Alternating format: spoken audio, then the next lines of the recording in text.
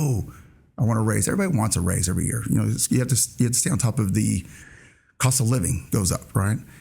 But a lot of them will actually tell me, I just want an extra day at home with my family. We just give them more vacation time.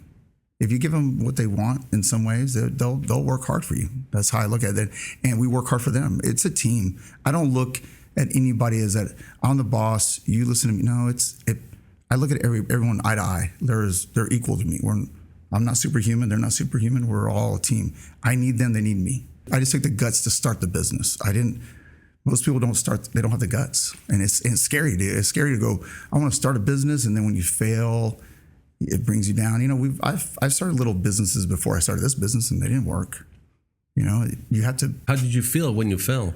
It sucked, but you just got to get up, and it's like, you can't let anything break your stride. It's like that 80s song.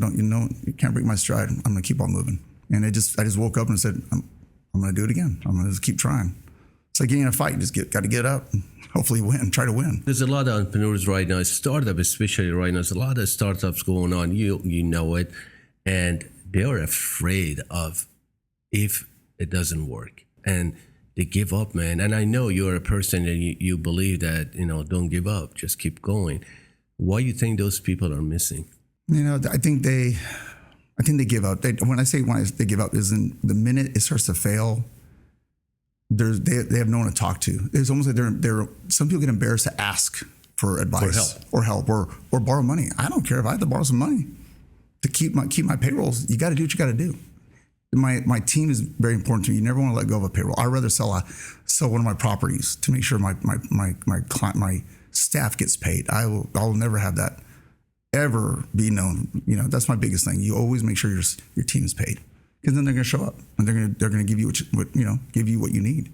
I mean, I have some team members that, like I said, they don't really care about they want the paycheck, but they want the environment to be good. Basically, you're talking about the culture. The culture. That's perfectly said. How you build that culture? How you gain their trust? To be honest with you, I'd say the culture we have right now, like in the Austin, I'll just give you an example. Casey Ellison, he's a partner of mine too. I would say he's the balance of the company, and I'm giving him some praise here. I'll let him on the show and do this. He's really great.